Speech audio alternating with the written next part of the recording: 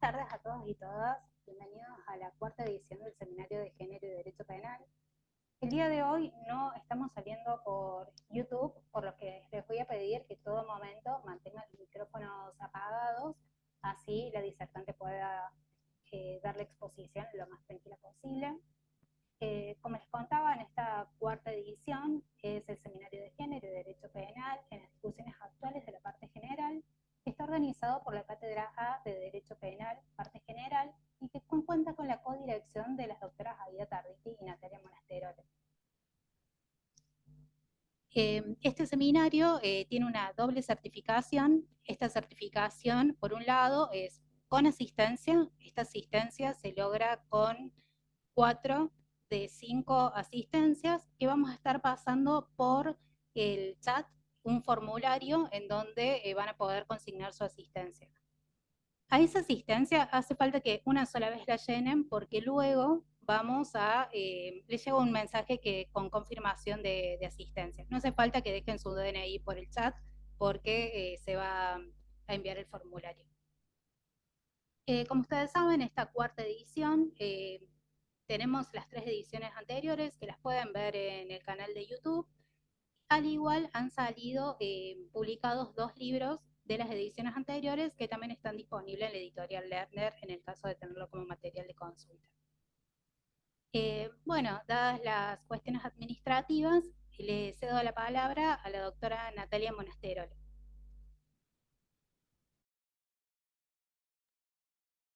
Bueno, buenas tardes a todas y a todos. Acá estamos muy contentas con esta cuarta edición ya de este seminario. Voy a hablar en nombre de la doctora Aida Tarditi y en nombre mío y de todo el equipo que nos acompaña, porque hay un equipo de trabajo. De hecho, hoy tuvimos este inconveniente y gracias al equipo de trabajo podemos aparecer a través de otra plataforma. Bueno, queremos agradecer al Departamento de Derecho Penal y Criminología de la Facultad de Derecho, al área de graduados que nos acompañan todos los años, a integrantes de la Cátedra de Derecho Penal, Derecho Penal Parte General, Cátedra A, que nos acompañan en la moderación, hay profes que están presentes, y queremos agradecer también a la editorial Lerner por acompañar cada año la publicación de un nuevo número en donde agrupamos las producciones de las diversas docentas y docentes que nos acompañan a lo largo de todas las ediciones. Así que bueno, muy contentas con la participación. Bueno, vemos que se va sumando cada vez más gente. Reitero lo que pidió Nati, que por favor tengan sobre todo silenciado el micrófono durante la participación de la docente, y formulen las preguntas a través del chat. Y ahora le voy a dar la palabra a Martín Bertone, que es un docente de la cátedra y nos va a acompañar en la moderación, quien va a presentar además a la docente que hoy nos acompaña en esta primera clase de la cuarta edición. Muchísimas gracias. Buenas tardes a todos. Un gusto poder encontrarnos en este marco de este seminario. Muchas gracias a los organizadores, a la doctora Tarditi, doctora Monasterolo y a esta casa. Y vamos a dar la bienvenida a la profesional abogada egresada de la Universidad Católica de Córdoba, especialista en Derecho Penal por la Universidad Nacional de Córdoba, especialista en Derecho Penal Económico por la Universidad Blas Pascal, adscrita en la Cátedra de Penal 1 de la Cátedra B de la Universidad Nacional de Córdoba y actualmente se desempeña como personal de la Cámara del Crimen de séptima nominación, la doctora Elena Capellino. Bienvenida y buenas tardes, estimada profesora. Bueno, muchas gracias por la invitación a Natalia y a la doctora Tarditi. También muchas gracias a Martín Bertone por la coordinación y a Natalia Oliva también por la organización de estos días.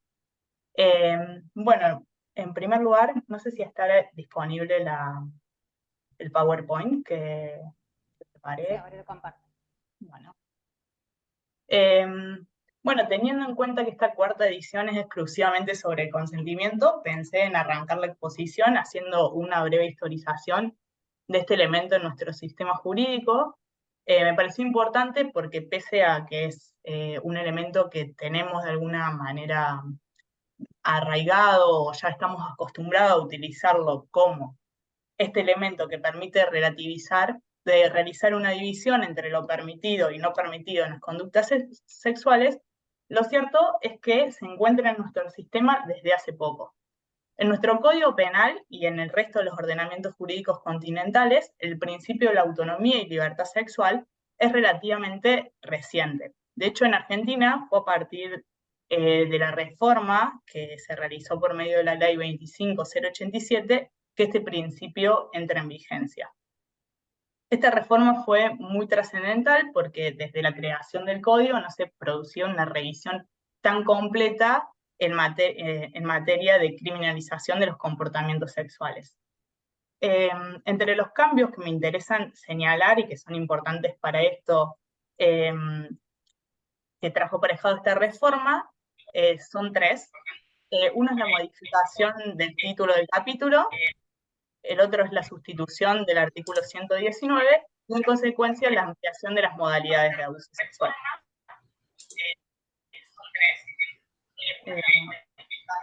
El título tercero del libro segundo de los delitos del Código Penal, con esta reforma pasó a llamarse, deja de llamarse contra la integridad y pasa a denominarse contra la integridad sexual.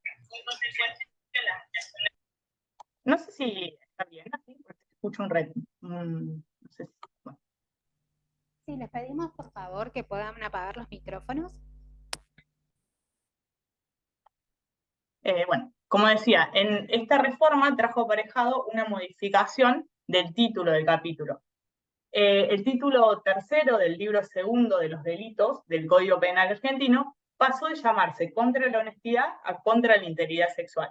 Esta modificación implicó una transformación del bien jurídico que deja de ser un bien jurídico colectivo denominado contra la honestidad a pasar a ser un bien jurídico individual que tiene como objetivo preservar la integridad sexual de las personas.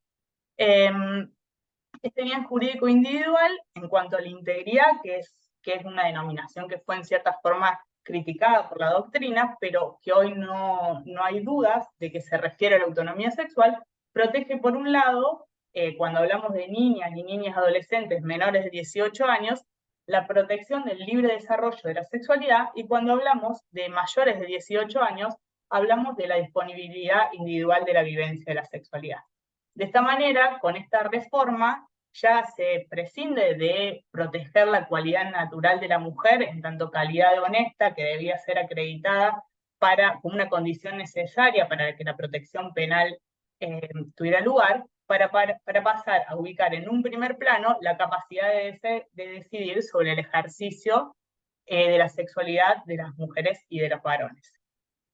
Esta autonomía sexual se interpreta desde dos perspectivas, desde una libertad sexual negativa, en cuanto al derecho de toda persona a no involucrarse en un comportamiento sexual que no desea, pero también desde una perspectiva de la libertad sexual positiva, como una capacidad para disponer de nuestros cuerpos y el deseo. Entre la segunda modificación, que como adelante trajo aparejada esta reforma, como una segunda y tercera modificación, es la sustitución del artículo 119 del Código Penal. La nueva redacción elimina la diferencia entre abuso deshonesto y violación e incorpora una única figura de abuso sexual. Precisamente en el primer párrafo del artículo 119 del Código Penal, que establece una figura básica. Acá vemos las distintas modalidades que puede tener el abuso sexual, y que básicamente es cuando la víctima fuera menor de 13 años, cuando mediare violencia, amenazas, abuso coactivo o intimidatorio de una relación de dependencia, autoridad o poder, o cuando el autor hubiera actuado aprovechándose de que la víctima, por cualquier causa, no haya podido consentir libremente la acción. Estas modalidades que contempla el artículo 119 comprende lo que la doctrina denominó casos tradicionales y no tradicionales de abuso sexual. En un comienzo, esta distinción fue realizada por una teórica estadounidense feminista, Susan Estrich, que incluyó en los casos tradicionales aquellos que se encuadran en el imaginario social de violación. En cambio, luego esta distinción es seguida por MacGregor, que es otra doctrinaria estadounidense, feminista, quien identifica en este grupo de casos lo que ella denomina violaciones reales, que suceden cuando el autor emplea armas, golpes, amenazas, intimidaciones o utiliza algún otro medio para ejercer poder sobre la víctima. Mientras que en un segundo grupo de casos se encuentran los casos no tradicionales, que son aquellos donde el autor no empleó armas ni fuerzas físicas, pero hay una vulneración al consentimiento de la víctima.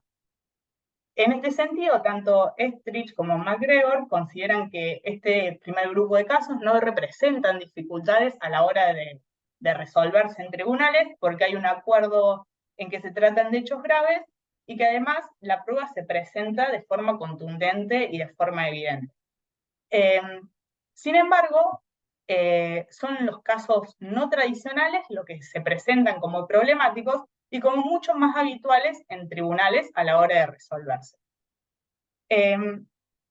Como vemos, esta nueva redacción que trajo aparejado el artículo 119 del Código Penal, en su última oración, cuando habla de aprovechándose de que la víctima por cualquier causa no haya podido consentir libremente la acción, contempla estas dos modalidades de abuso sexual.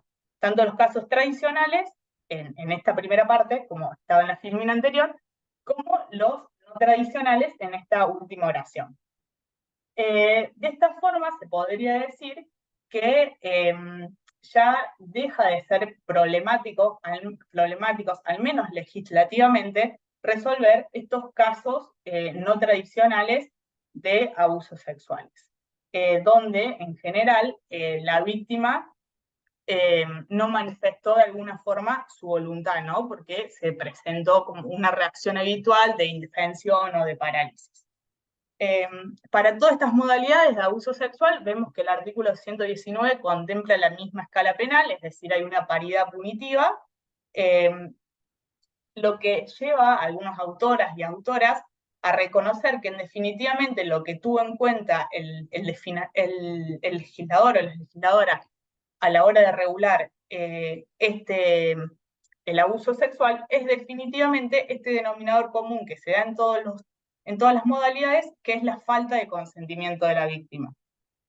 Si bien esta paridad punitiva también es criticada por algunos teóricos y teóricas quienes sostienen que, por ejemplo, la coacción o la violencia agravan el injusto del hecho, pero lo cierto es que no se presenta como una condición necesaria.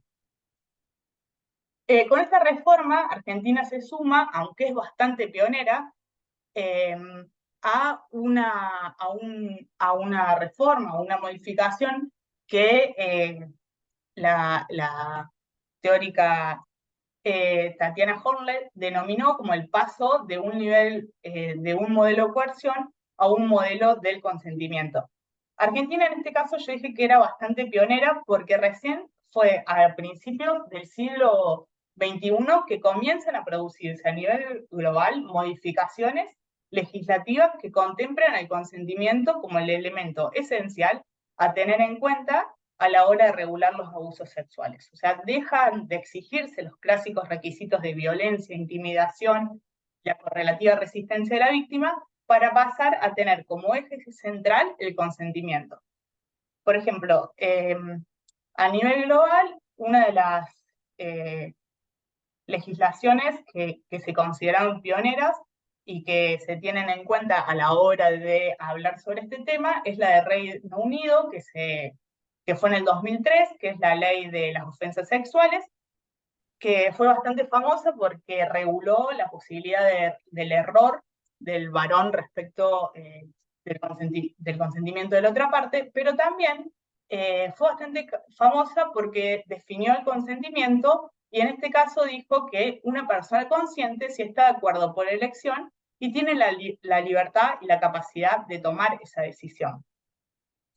Otro hito importante en estas modificaciones legislativas tuvo lugar con la sanción del Convenio de Estambul, que se denomina el Convenio del Consejo de Europa sobre la prevención y lucha contra la violencia contra las mujeres y la violencia doméstica. Lo que significa el convenio, lo que hace el Convenio de Estambul es básicamente con todos los países que lo ratifican, establecer normas mínimas a partir de las cuales deben adaptar y modificar su legislación. Este convenio, con respecto a la violencia sexual, recoge la necesidad de configurar la falta de consentimiento voluntario como determinante a la hora de evaluar los actos sexuales. Y de esta manera se obliga a los países firmantes a penalizar todo acto de carácter sexual realizado sin este consentimiento. Con el tiempo, una vez ratificado en el 2014, los países que lo ratificaron empiezan a hacer regulaciones en este sentido, adoptando distintas técnicas legislativas. Así, por ejemplo, mientras que algunos países contemplaban el consentimiento dentro del propio texto legal y hacían hincapié en expresarlo afirmativamente de alguna forma, ya sea verbalmente o de otros modos, otros países regularon cómo no se puede considerar el consentimiento y tipificaron, por ejemplo, en el caso de Suecia, los abusos sexuales negligentes. Otros países insisten en que no es necesaria la presencia de la violencia y, por ejemplo, otro país, como fue Bélgica, manifestó expresamente que el consentimiento podía retirarse una vez antes del encuentro sexual o inclusive durante el encuentro sexual, lo que en muchos países ya se contempla jurisprudencialmente, pero no está previsto legislativamente.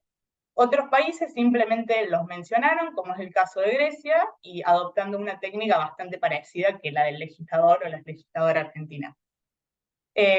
Y por último, como para terminar de ejemplificar esto, menciono el caso de España porque fue una reforma legislativa muy importante y bastante difundida a nivel mundial, porque se tuvo lugar luego del precedente negativo de la manada. España antes hacía una distinción entre lo que era el abuso y la agresión sexual, y en el precedente de la manada se consideró que no hubo agresión sexual porque no hubo una violencia física hacia la víctima, ya que se encontraba, ya que fue abusada en un hall, en un palier de un edificio, estando ella totalmente inmovilizada, agredida por 5 varones.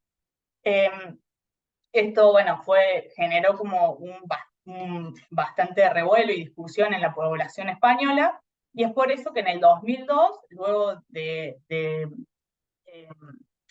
muchas discusiones y de un gran impulso por el movimiento feminista, se logra modificar el Código Penal y en su artículo 178 unifica el abuso y la agresión sexual y considera que va a ser castigado como responsable de agresión sexual cualquier acto que atente contra la libertad de otra persona sin su consentimiento, y solo se entenderá que hay consentimiento cuando se haya manifestado libremente mediante actos que en atención a las circunstancias del caso expresen de manera clara la voluntad de la persona.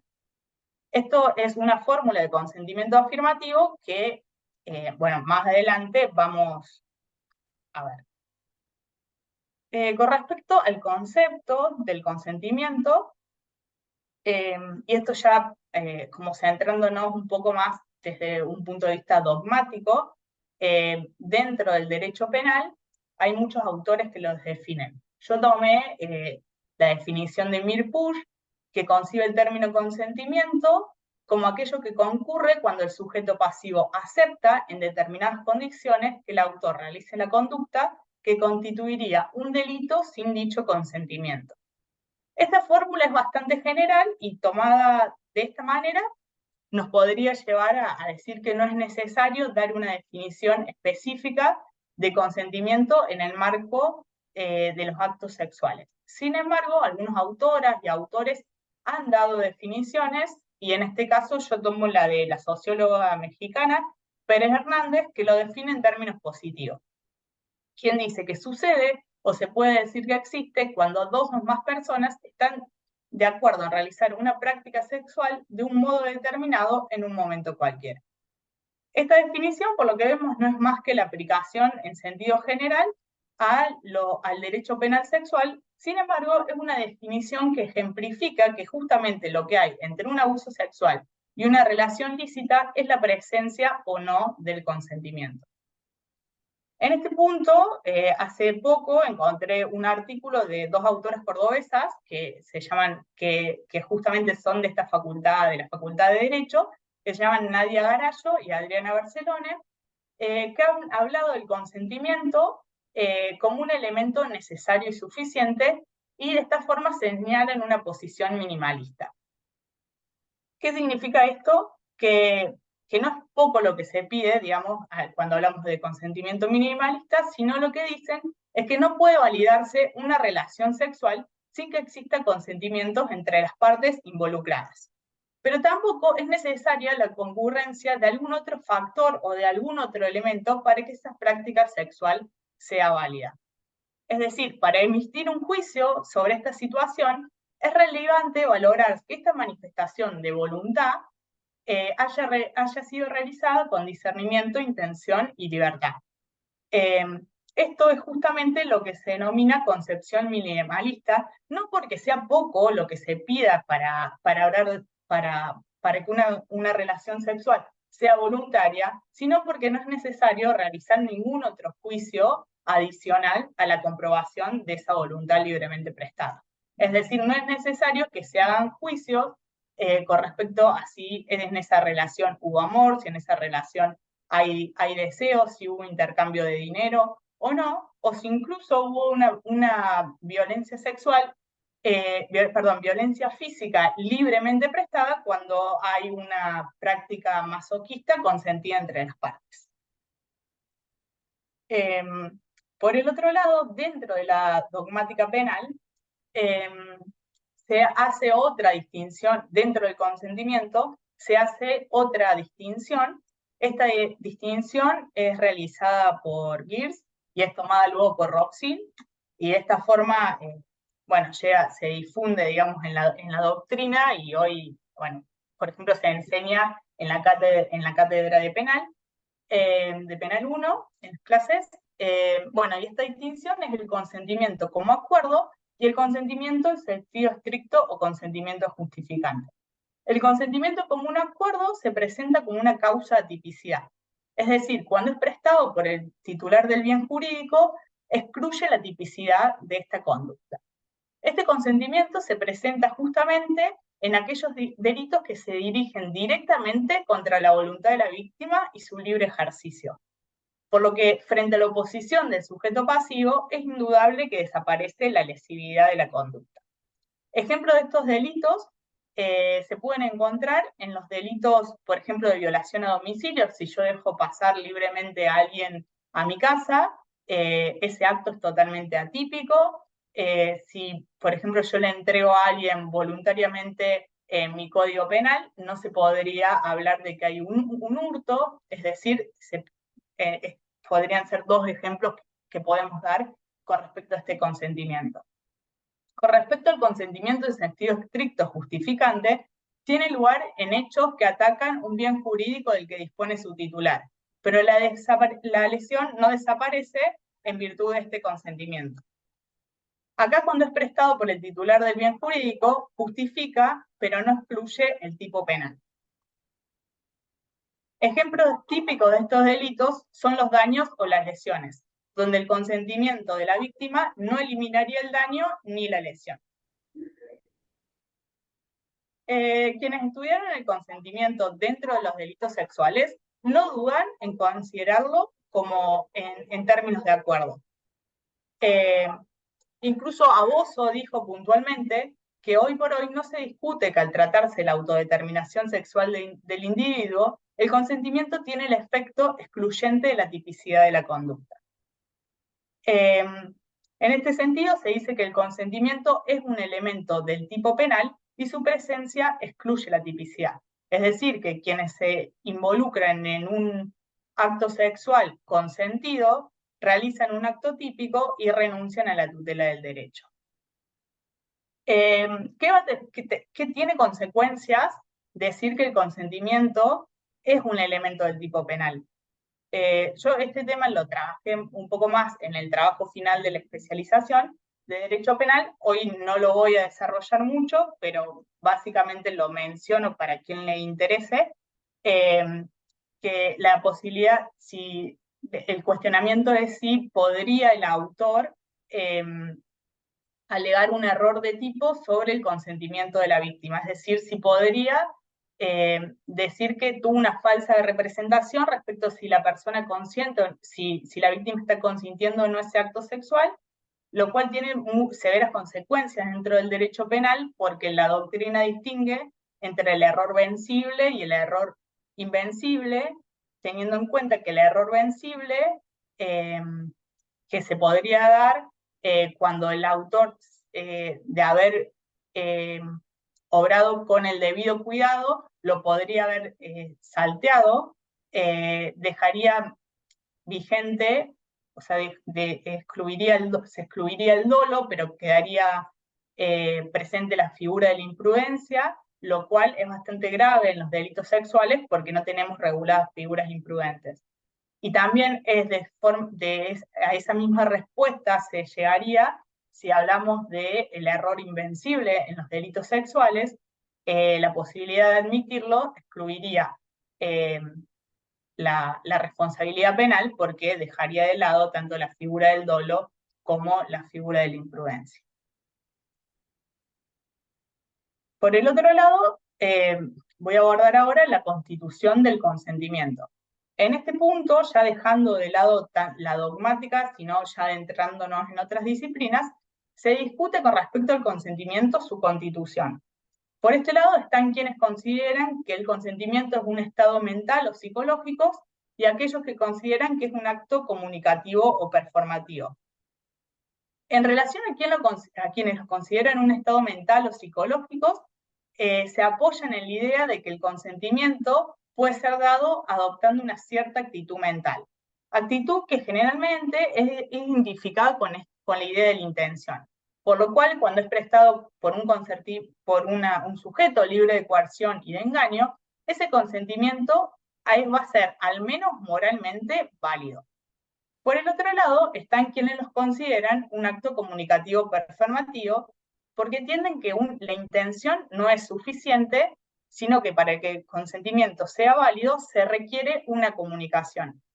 Quienes se encuentran dentro de estas posturas consideran que la comunicación puede ser dada de cualquier forma, ya sea explícita o implícitamente, mediante comportamientos no verbales, incluso mediante omisiones, siempre que esa omisión en un determinado contexto presente un mensaje. Esta discusión es propia del campo de la filosofía moral, sin embargo, se presenta muy útil, es bastante útil para trasladarla en el campo del derecho penal, ¿no? En este sentido, podríamos considerar que el consentimiento debe ser interpretado como un acto de comunicación. Nuestro Código Penal no dice nada al respecto, a diferencia de otras legislaciones,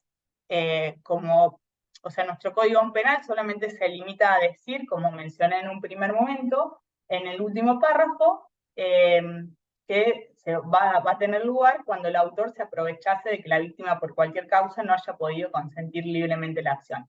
Lo que lo diferencia de otras legislaciones, como por ejemplo el Código Penal sueco, que menciona cuando se juzga si la participación fue voluntaria o no, debería ser especialmente considerado si la voluntad ha sido expresada mediante palabras, a través de un acto o de alguna otra forma. Yo entiendo que dentro del derecho penal debe considerarse al consentimiento como un acto comunicativo, teniendo en cuenta los fines y los objetivos del derecho penal, que podrían definirse entre uno de ellos como una función de guiar y ordenar los comportamientos de la sociedad. Sostener lo contrario implicaría que terceros no siempre puedan conocerlo y de esta forma no podrían orientar adecuadamente su conducta.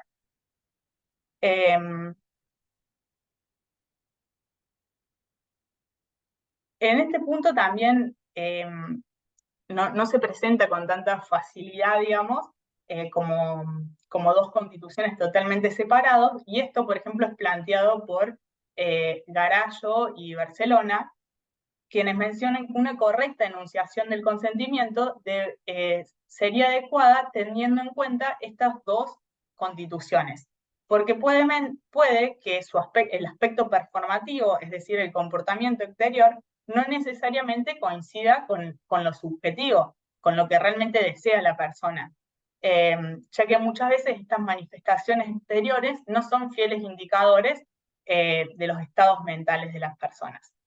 Un ejemplo de esto podría ser en aquellos casos de abusos sexuales donde la víctima no se resiste porque de esta forma va a ser menos dañada.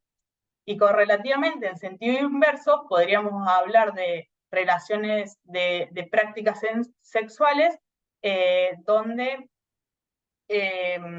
se manifiesta, por ejemplo, sadomasoquistas, donde la víctima manifiesta dolor, pero en realidad está consintiendo y está disfrutando esa relación.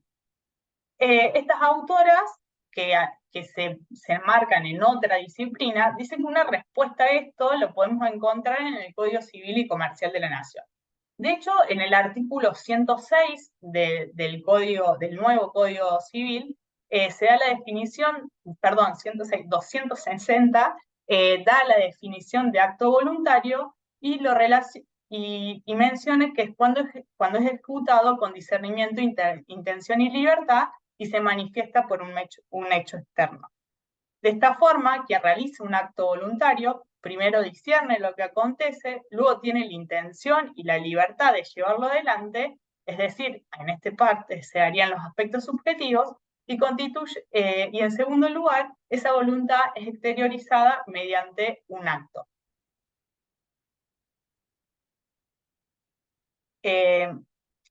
Ahora me interesa abordar, digamos, los distintos modelos de comunicación de este consentimiento, pero antes quería mostrarles un video que se usa bastante para ilustrar un poco esta cuestión. Yo lo tomé de la página de Amnistía Internacional, pero por lo que veo es bastante difundido para problematizar el consentimiento.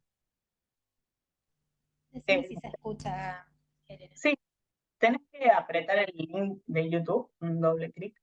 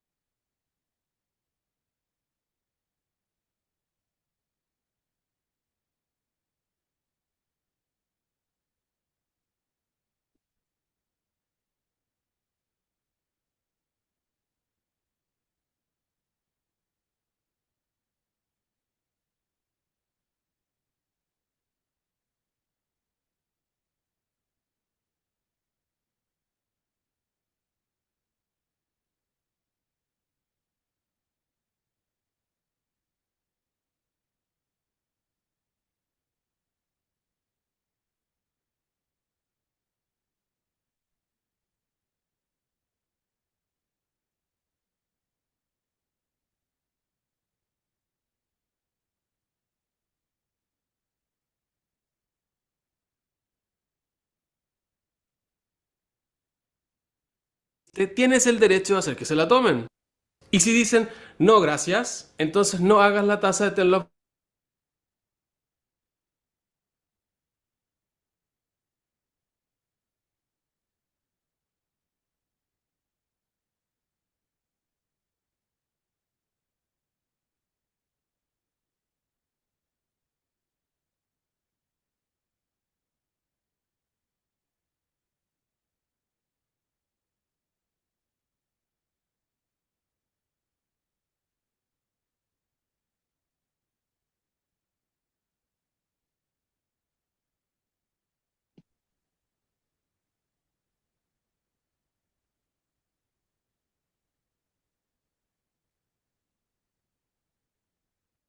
cliente y te dijeron que sí, pero en el tiempo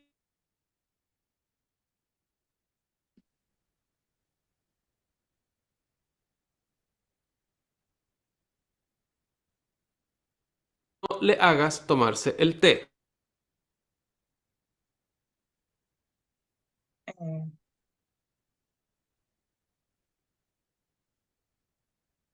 Me parece que no se ve. No sé si por cualquier cosa, quizás. Marca error, cuando lo quiero compartir, me da error, puede ser de derechos. Ah, De todas formas, le vamos a sí, compartir en el aula virtual, así lo pueden ver luego. dale, o Voy a si no, seguir el link. compartiendo el Power. Dale, gracias. Bueno.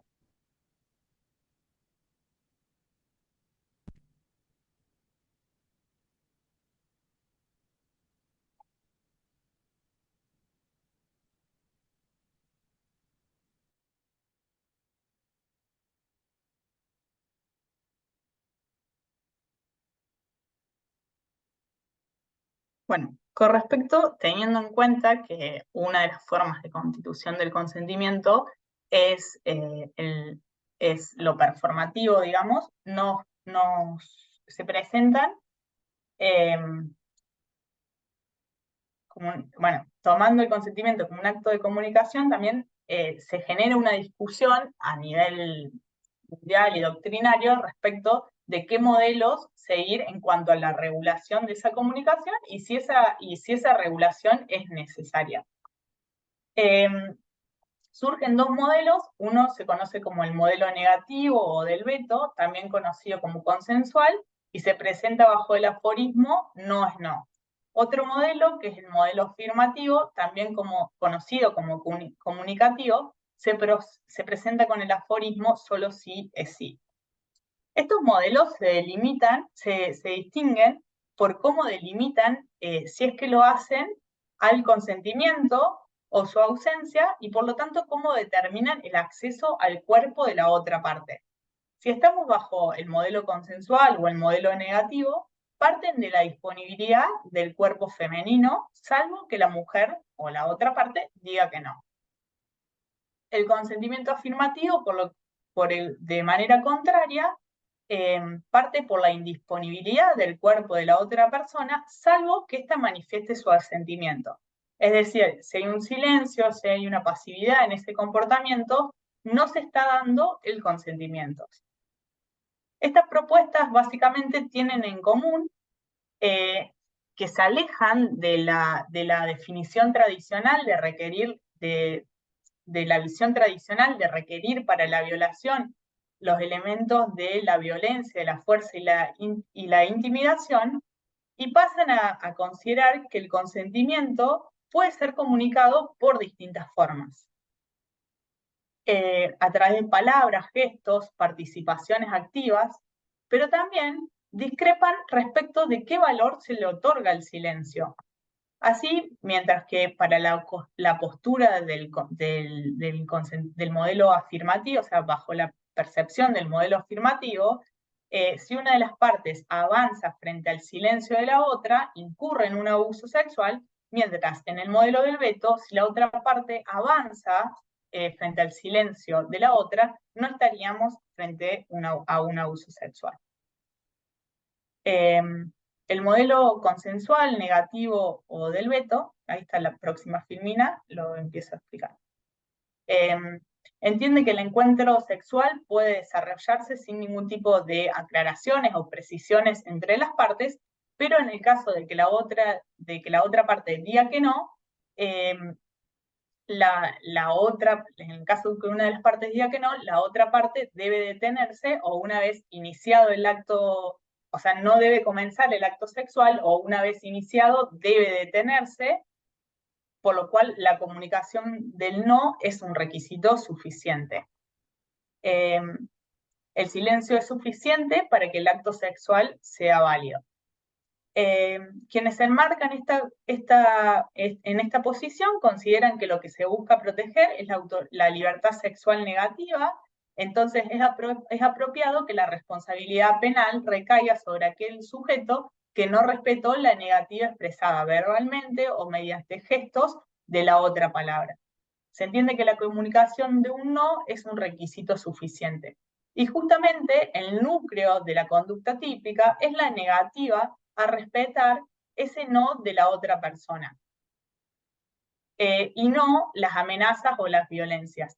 o la intimidación. En este caso, las amenazas o las violencias se podrían presentar como puntos, como un plus, digamos, a ese injusto, pero no serían el núcleo del injusto mismo. Este modelo del veto tiene como todo modelo críticas y puntos positivos. Entre los puntos positivos, podemos decir que para nuestro país, frente al silencio que guarda la legislación, es el que mejor se permite adaptar a nuestro ordenamiento. En primer lugar, entre los puntos positivos me interesa señalar que en materia penal, tal como lo sugiere Tatiana Hornle, que es una alemana que habla bastante de este tema, entre otros, ella menciona que en materia penal es mejor seguir reglas simples que complicadas por la severidad que tienen sus sanciones. Por el otro lado, frente a la ausencia de reglas previstas en nuestro ordenamiento, seguir este modelo lo hace compatible con los principios constitucionales de legalidad y reserva, teniendo en cuenta que ningún ciudadano puede ser castigado por aquello que no está previsto por la ley, pero a la vez nadie puede estar obligado a hacer lo que la ley no manda. Al no estar previsto por la ley, sostener un modelo de consentimiento afirmativo implicaría que la doctrina o la jurisprudencia crea exigencias adicionales sobre los modelos de dar aviso, lo cual no sería válido para habilitar el poder punitivo. Y por el otro lado, también sostener este modelo de consentimiento afirmativo implicaría llenar una laguna legislativa mediante la aplicación de una analogía in mala parte, extendiendo la punibilidad mediante exigencias que no se encuentran previstas en la legislación, lo cual se encuentra totalmente prohibido. Sin embargo, pese a sus puntos positivos, a sus puntos negativos, con el tiempo su implementación y su discusión fue generando ciertas críticas. En primer lugar, resumiendo un poco las críticas que se le hacen, si bien también se habla muy bien de este modelo, se obliga a la víctima a decir que no o a expresar su negativa de alguna forma. Y esto genera una desprotección para muchas víctimas que son incapaces de manifestar su falta de consentimiento o de probarla en juicio. Por el otro lado, implica cargar a la víctima con la responsabilidad de lo sucedido por no haber podido expresar su negativa, ya sea porque se encuentra psicológicamente bloqueada o porque tuvo miedo en ese momento. Incluso hay muchos estudios y documentaciones realizadas en esta temática que manifiestan que frente a situaciones de ataque, una reacción habitual, la reacción más habitual de la víctima es la parálisis.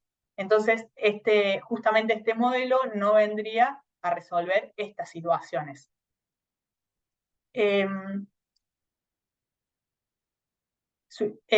Por otro lado, la incapacidad de la víctima de no manifestar ese no se interpreta como un asentimiento o un consentimiento, cuando en realidad es justamente sometimiento y sumisión. Y por último, cuando la víctima incluso cuando la víctima es capaz de expresar esta negativa, muchas veces ese no es trivializado por prejuicios sexistas. Y esto es lo que se conoce con el aforismo del no, tal vez un sí, y muchas veces se caen en prejuicios de, por ejemplo, bueno, quizás me dijo que no, para no parecer tan accesible, pero en realidad sí quiere tener relaciones sexuales, o me dijo que no, pero era la primera cita, entonces quizás le debería insistir y demás. Ahora pasamos a la próxima Filmina, y ahí puse un...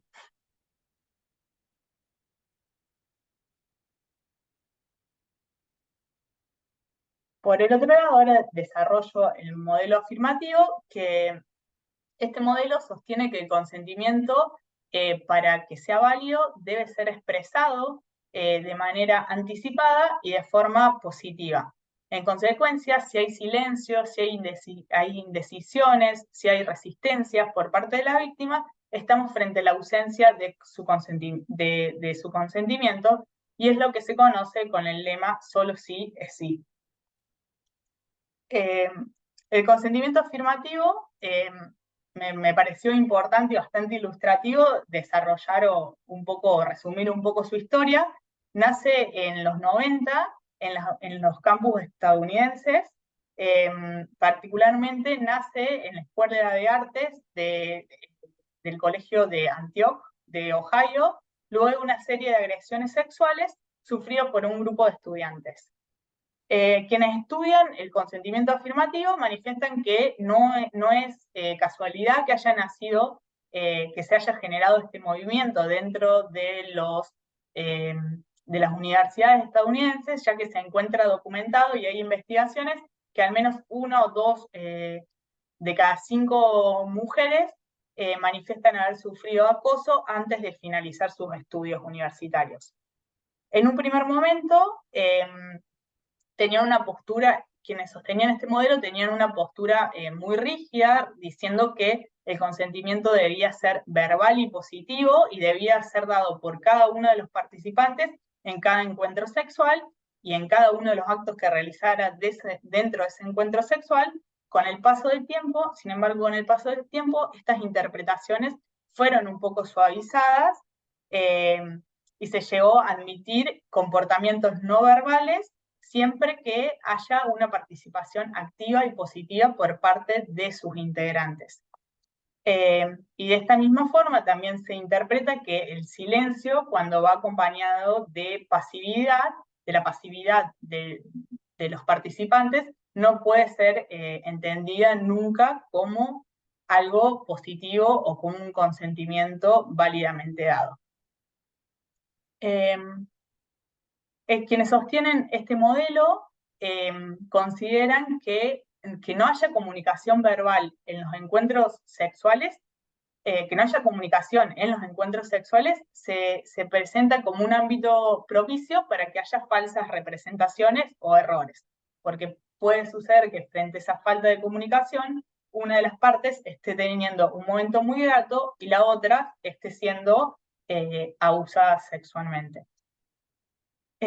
Con el tiempo, este modelo que se desarrolló en Antioch se fue expandiendo a otras universidades, a otros campos administrativos, incluso llega como a difundirse en series, en programas estadounidenses, como por ejemplo se discutió de él en Saturday Night Live, que es un programa bastante conocido en Estados Unidos, y también llegó al gobierno, particularmente en la administración de Obama, que impulsó a las universidades a regular y aclarar en sus políticas qué modelo adoptaban con respecto al consentimiento, fomentando que adopten un modelo de consentimiento afirmativo.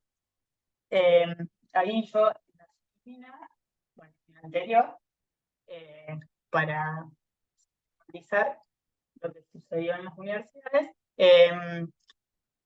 por ejemplo, puse una cláusula de reglamento interno de la Universidad de Yale que dice que la actividad sexual requiere del consentimiento definido como positivo, no ambiguo y voluntario para realizar una actividad sexual en un encuentro, una actividad sexual específica en un encuentro sexual. El conocimiento no puede ser inferido ante la ausencia de no, es necesario un claro sí verbal o de otra manera.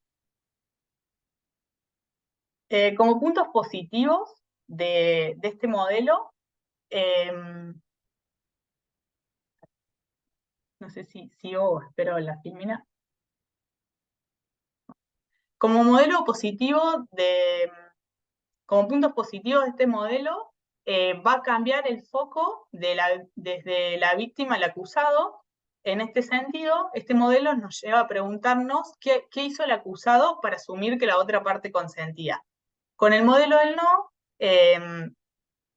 con el modelo del no, se ponía en los juicios sobre los delitos contra la integridad sexuales, todos los esfuerzos probatorios iban destinados a probar si la víctima consentía o no consentía. Ahora, con este nuevo modelo, cuando la parte querellante, cuando la víctima diga que no consentía, se invierte la carga de la prueba y va a ser el acusado quien va a tener que demostrar qué hizo para entender que la otra persona estaba consintiendo o cómo le dieron ese consentimiento.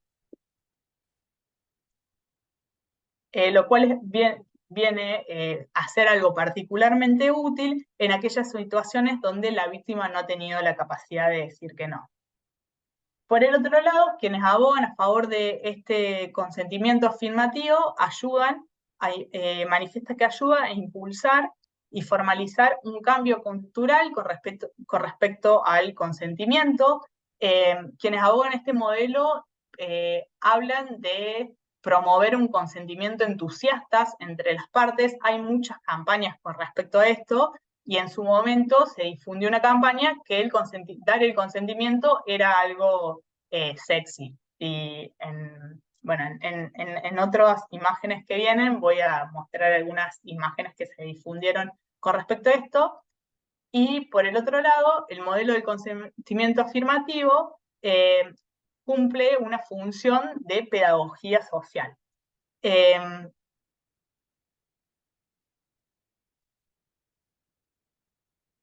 Por el otro lado, también se presentan críticas de este modelo, y es un modelo que tiene realmente muchos, es realmente muy criticado. En primer lugar, este modelo ha sido ridiculizado por parte de sus oponentes. Creo que las críticas están en la anterior. Sí, ahora lo voy a compartir. Sí. Bueno, este modelo ha sido ridiculizado por parte de sus oponentes y por parte de sus rivales, porque bromean diciendo que es necesario un escribano en el dormitorio o conectarse a alguna aplicación para manifestar que se consiente o que no se consiente, o que es necesario interrumpir el acto sexual a cada rato para saber si la otra persona consciente o no consciente. Pero quienes abogan a favor de este modelo dicen que en realidad es básicamente no ignorar si la otra persona está o no está consintiendo el acto sexual mientras se está realizando. Por otro lado, otra crítica que me parece bastante trasladable a los dos modelos, ya sea el modelo afirmativo o el modelo negativo, es que las relaciones sexuales muchas veces se dan en un marco de desigualdades de poder, de diferencia de edad, de género, de clases sociales, que hacen que muchas veces la víctima no pueda expresar su voluntad, ya sea de forma negativa o de forma positiva. De hecho, se parte de un concepto de víctima con una agencia, una voluntad bastante fuerte y una autonomía que no siempre todas las partes van a tener. Hay incluso documentaciones realizadas que en muchas relaciones sexuales, incluso libre de violencias, o aparentemente libres de violencias, muchas de las partes no se animan o por alguna razón a manifestar su voluntad. Y esto es aún mucho más grave y se presenta como más problemáticos en aquellas relaciones impregnadas de violencia familiar, en donde a lo mejor la víctima puede tener miedo de decir que no, porque de esta manera la escalada de violencia se va a incrementar hacia ella o hacia otros miembros de las familias. Entonces, básicamente lo que se dice que frente a estas situaciones, este modelo, ni este modelo afirmativo ni este modelo negativo se presentaría como una solución. Por otro lado, una de las críticas que se le hace es que no viene a resolver el problema de aquellos agentes que actúan sin importarle el consentimiento de la otra parte. Si uno hace unos relevamientos de los abusos sexuales, vamos a poder ver que incluso cuando la víctima se resiste, o cuando la víctima se resiste o manifiesta su negativa, de todas formas, el agresor continúa, ¿no? Entonces, este modelo ni el otro viene a resolver este problema. Por otro lado, una de las críticas principales es que puede tener es los problemas respecto a cómo se interpreta cómo se interpreta ese consentimiento, ¿no? cuándo y con qué frecuencia debe expresarse, cómo debe expresarse, qué constituye un acto sexual, dado que dentro de una actividad sexual puede haber distintos actos y puede haber problemas de límites entre uno y el otro. En este sentido, es adecuado tener en cuenta, por ejemplo, lo que establecía Tatiana Hornle al respecto, de que en materia penal es preferible seguir reglas simples que complicadas.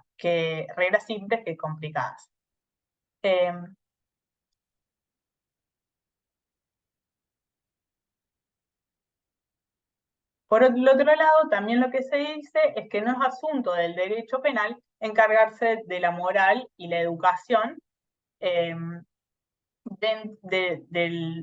dentro de esta temática. Digamos, cuando nos centramos en reglamentar una universidad digamos en una cuestión educativa, posiblemente sea correcto establecer estándares morales y de consideración altos, pero quizás esto no sea trasladable a una exigencia dentro del derecho penal.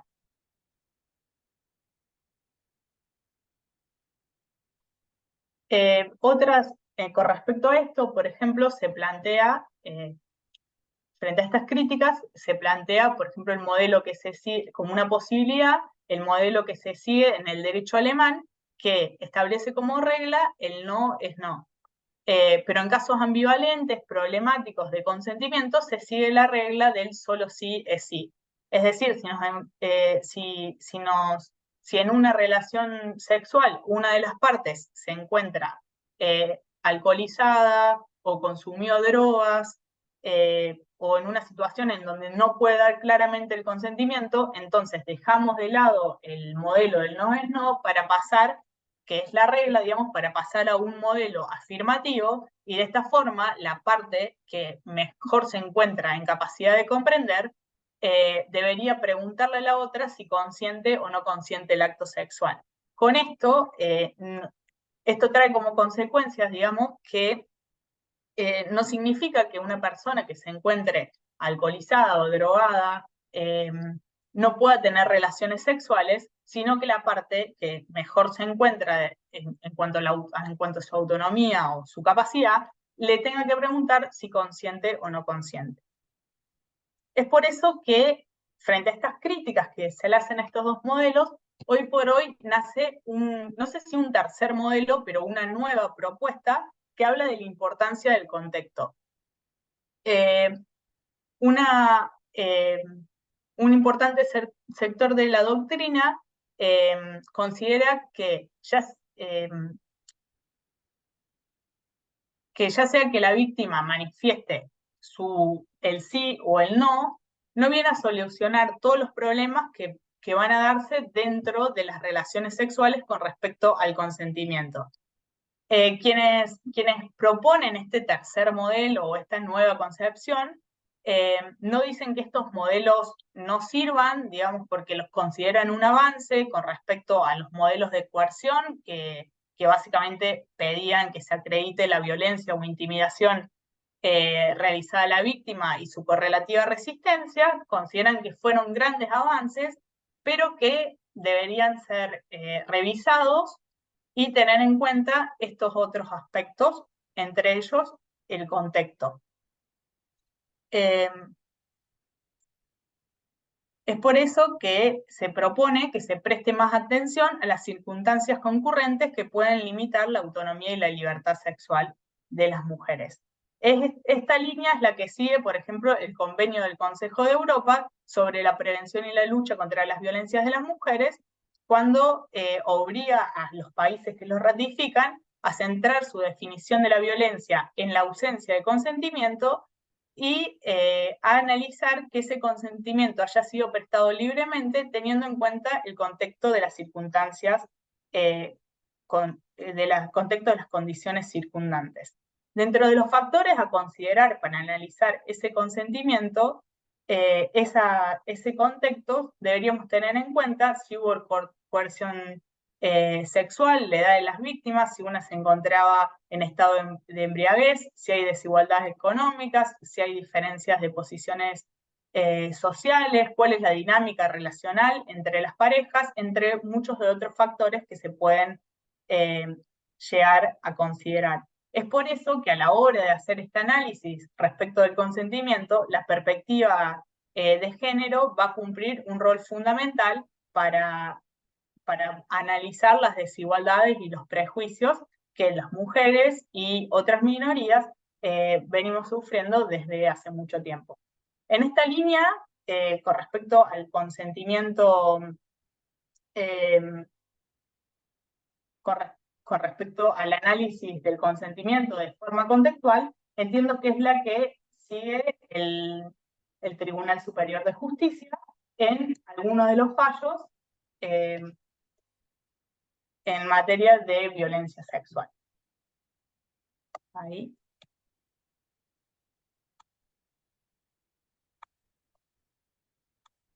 Por ejemplo, en este precedente, que es el precedente Romero, habló de la importancia de la valoración del contexto para interpretar el tipo penal y las exigencias probatorias con relación a la falta de consentimiento. Y menciona expresamente, si bien el abuso sexual es de por sí expresivo de la violencia de género, cualquiera sea la relación interpersonal, examinar el contexto presenta una utilidad para interpretar el tipo y evitar errores interpretativos o exigencias probatorias incorrectas en relación a la falta de consentimiento. Así, el contexto será de utilidad cuando en el abuso no se haya utilizado violencia física, que no es indispensable, pero donde se revele que el autor y la víctima presentan una relación asimétrica, en la que el varón se sitúa como superior, que impone el sexo a la mujer, a la que sitúa como inferior. Y por ello implica un contacto sexual sin consentimiento por el empleo del abuso de poder. Eso es todo.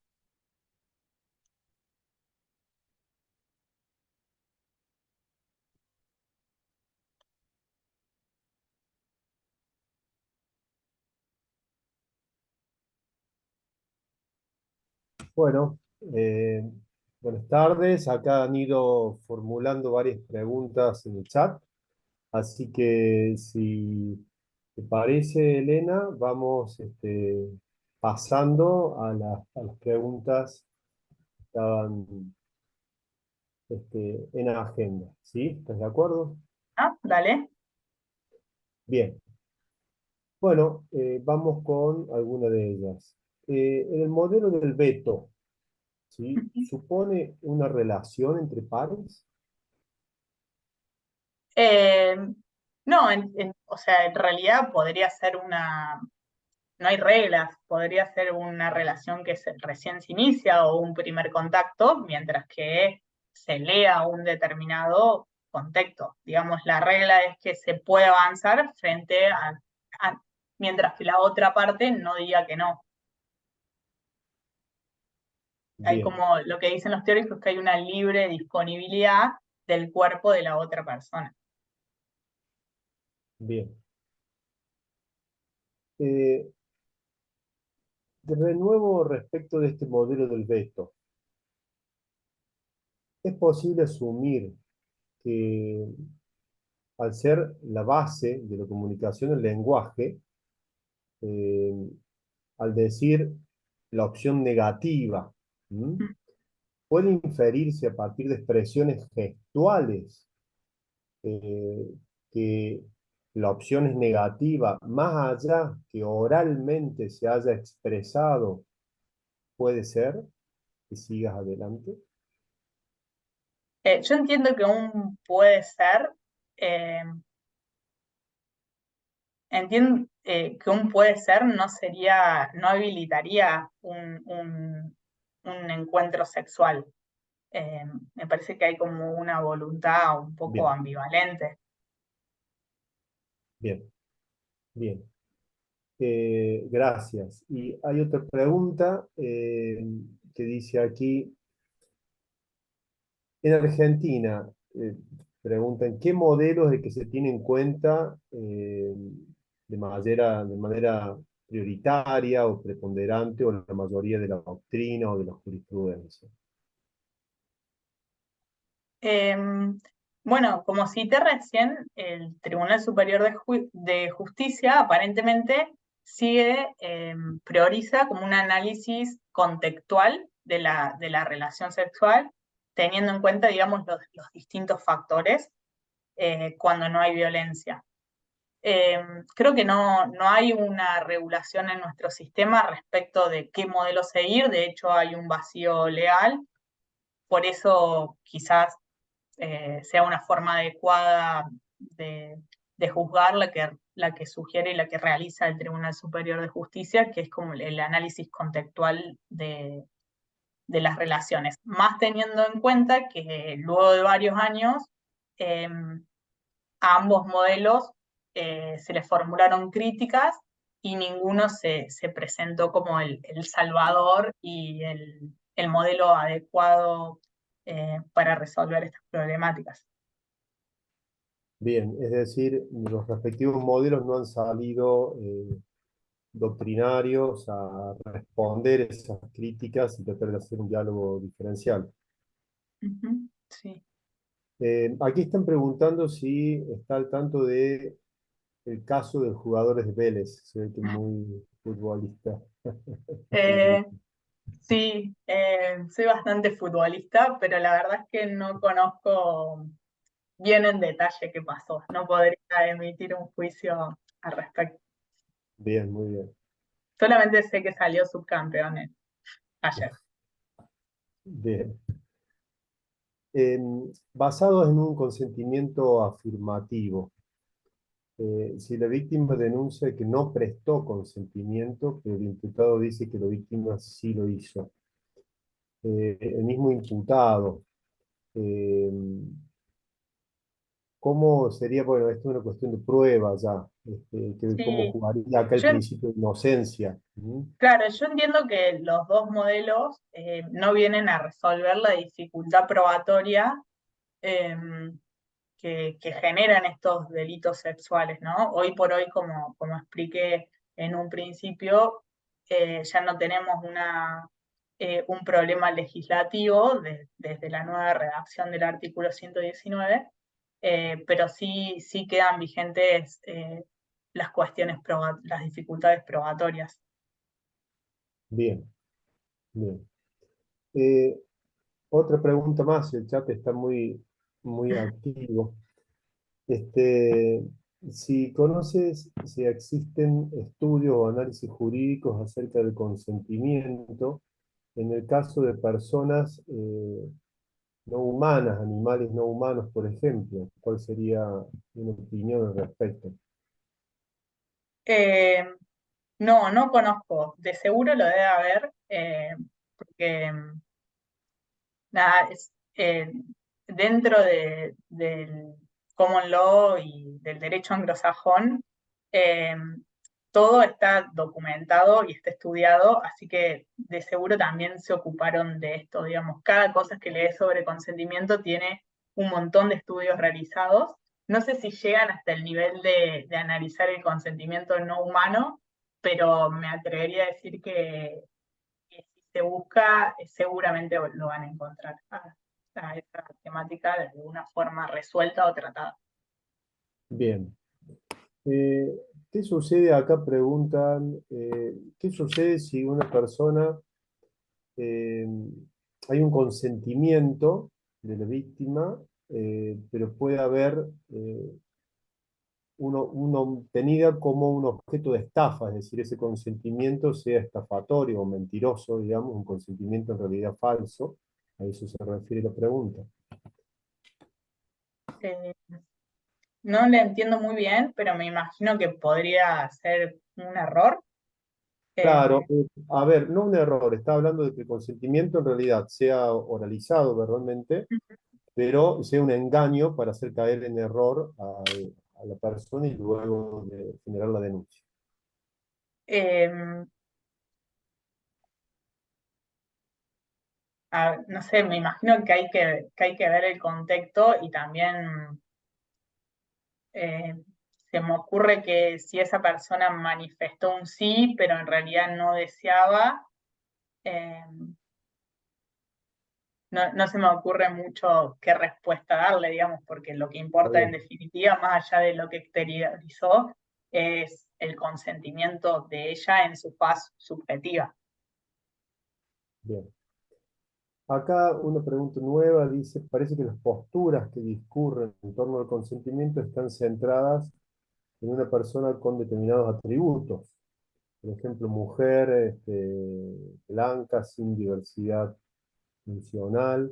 Esta óptica marginaliza, eh, por ejemplo, la situación de las personas con diversidad funcional que requieren de un asistente sexual. Sí, creo que es una de las críticas que se le hacen a estos modelos que parten de una persona con determinados atributos, con una determinada agencia de voluntad y autonomía, que no todos, ni todos los seres humanos tenemos.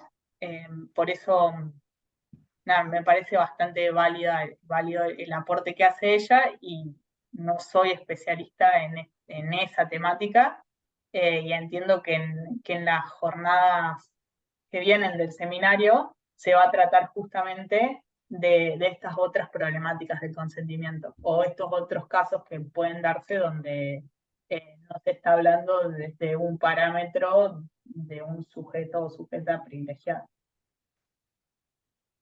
Bien, acá hay otra pregunta donde agradece la exposición, dice que ha sido de muchísima utilidad y buen este, conocimiento, y qué sucede o que se presupone en los casos donde hay relaciones simétricas, porque en aquellos casos donde hay relaciones asimétricas entre los integrantes, entonces allí son asentimientos, es decir, consentimientos en los que media una relación de sumisión o demás. Entonces el contexto hace a todo el modelo que se tome y el entorno. El contexto es como un elemento central que está acá, está oyente. Eh, ¿Sí? sí, entiendo que plantea el problema y también la solución, porque el modelo, o sea, la última postura, que no es necesariamente un modelo, pero sí una conclusión, eh, que siguen las críticas de estos dos ambos modelos, que es proponer el contexto para analizar las. Bien. ¿Qué sucede cuando la acción sea, uno de los intervinientes sea menor de edad respecto de otro menor de edad? Eh, entonces, allí ambos consentimientos, ¿cómo sería el modelo de consentimiento que se podría tomar si hay algo sobre esto? Desconozco la verdad qué sería lo adecuado cuando intervienen dos menores de edad. Creo que ninguno de estos modelos van a resolver eh, esa situación. Claro, porque Sí, creo además que son ambos personas que están en desarrollo, tanto sí. psicológico como afectivo y crecimiento y demás, entonces esto influye en su... Sí, creo que actualmente se está empezando a discutir y a desarrollar cada vez más. De hecho, creo que hay un artículo reciente de Bon Padre que aborda justamente el consentimiento de los menores de edad. Pero bueno, no podría decir mucho al respecto. Bien. El consentimiento vía redes sociales o redes digitales, de una manera previa a un encuentro sexual, puede ser considerado un consentimiento expreso, aún ante una negativa posterior. Bueno, el consentimiento no es irrevocable, ¿eh? Si alguien le da el consentimiento a otra persona antes de verlo y después lo ve y lo retira, no es una práctica sexual consentida. De hecho, en el video que quise compartir, se hablaba justamente de esto. Bien. Una pregunta más hay aquí respecto del consentimiento en general para el acto sexual. o el consentimiento en particular para determinadas modalidades de ejecución de ese acto sexual. Si es necesario o será incluido un consentimiento general y con eso es suficiente para cualquier práctica. Bueno, ese es uno de los problemas que intenta solucionar el consentimiento afirmativo cuando plantea que el consentimiento tiene que ser dado dentro de un encuentro sexual, dentro de cada uno de los actos que se desarrollen, y creo que es uno de los puntos fuertes que tiene este modelo como positivo. Bien. Si Como no, una entiendo existencia que previa. frente al no de la otra persona, para pasar el siguiente acto ya es suficiente también, ¿no? Como para marcar una falta de consentimiento. Bien. Bien. Bueno, la verdad que ha sido muy, muy activo las preguntas del chat y de los oyentes. Eh, a ver si hay alguna otra pregunta más. Martín, Sí, teniendo en cuenta que estamos por este medio que permite la oralizar y que, bueno, veo que queda un poco de tiempo, me gustaría formularle una pregunta a la docente en función de las que estuvieron haciéndose en el chat.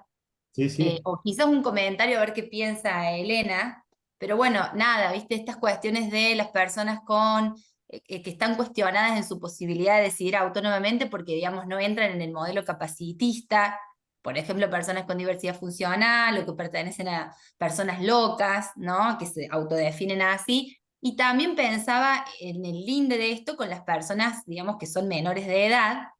De alguna manera el consentimiento me parece que transversaliza todas esas cuestiones y en un punto obliga a pensarlo como un acto performático que creo que está muy del lado con todo lo que tiene que ver con la educación respecto a la sexualidad. Digo, parece que hay como zonas donde esas discusiones en términos educativos, en términos digamos, críticas y posicionamientos, debates, están un poco obturadas. Y bueno, y justamente cuando aparecen estas situaciones, la primera reacción del mundo jurídico ha sido, ahora puede haber alguna fisura en eso, pensar que no pueden consentir nada, ¿no? Por ejemplo, las personas que no alcanzan determinada edad. Y bueno, un poco me parece que la educación sexual integral venía a plantear estas cuestiones, es decir, cómo vamos a conversar acerca del sexo, a partir de cuándo, y cómo se llega al consentimiento, digamos. No pensar en términos más radicales, bueno, es una persona que tiene menos de tantos años no puede consentir nada, o una persona con diversidad funcional no puede decidir autónomamente, entonces no puede consentir una práctica sexual, y lo podemos llevar a un montón de colectivos. Entonces, me parece que hay algunas preguntas que se juntan ahí, teniendo en cuenta el eje del seminario, que es subjetividades. Nada, veía esto como, bueno, no sé qué te parece a vos, ¿qué pensás? Sí, no, no tengo muy bien trabajado este asunto. Sí me parecía interesante Tatiana Hornley cuando plantea el modelo alemán, por ejemplo, que dice que frente a, por ejemplo, bueno, ella hablaba entre los casos que daban como problemáticos, entre comillas, por ejemplo, de una persona alcoholizada, embriagada, también mencionaba las personas con capacidades funcionales o a las personas con discapacidad, y en este caso hablaba de que la persona que mejor agencia o capacidad tenga sea la que se cerciore que la otra parte esté consintiendo y no excluida de esta forma que las personas que tengan que una persona con discapacidad no pueda consentir o no pueda realizar el acto sexual, pero sí implica como un mayor deber de diligencia, por así decirlo, de la persona que tiene ya, dominio de esa voluntad. Esto es interesante a Imagino lo mejor que para completar lo que preguntaban allí de alguna persona que estuviera alcoholizada o drogada en la situación, que es una situación habitual cuando se encuentran en la noche, toman algo previamente y demás. Entonces, si está en situación de ingesta de alcohol, si puede o no brindar su consentimiento, entonces está buena este parámetro de incrementar los controles Sí, respecto del modelo afirmativo, ¿no? Respecto del modelo afirmativo, decir, bueno, sí. A mí me pareció una respuesta o un modelo bastante adecuado, como bueno, para encontrar un punto medio, por así decirlo, y salvar un poco las críticas que se le hacen a este modelo afirmativo como un modelo súper riguroso y perfecto, con estándares súper altos, pero bueno, lo cierto es que en algunos contextos no me parece para nada malo. eh, tener en cuenta otros recaudos. Más allá que posiblemente se formulen distintas críticas, me imagino que vinculadas a las cuestiones probatorias y demás. bien, bueno, Por muchas eso me gracias. parece como súper interesante lo que viene del seminario, porque me parece que puede plantear cuestiones súper novedosas con respecto al consentimiento. Bueno, muy bien. Vamos a ver si hay alguna otra pregunta del chat. Invitamos a los oyentes, que es un número que supera las 3 cifras de participantes ampliamente, más de 127 participantes. Si hay alguna otra pregunta que quieran que le formulemos a la disertante. Y si no, ya vamos dando por concluido el encuentro. Si ahí preguntaban sobre algún texto para profundizar, aquellos que habían mencionado el fallo Sí. Romero del TCJ y Sí, me escriben a mi mail, que estaba en la última hoja de la presentación, que es Elena Capelino con 2P y 2L, Elena Capelino, 2P y 2L, 1, @gmail.com. Les puedo pasar material de lo que, de lo que les interese en particular saber de la presentación. Bueno, muchas Excel. gracias, Elena, muchas gracias, Martín, por la excelente moderación. Sumarles que vamos a subir la presentación al aula virtual. Sabemos que aún no están todos incluidos y por mensajería también nos pueden solicitar y nosotros se lo solicitamos a Elena, así no le llenamos la casilla de email.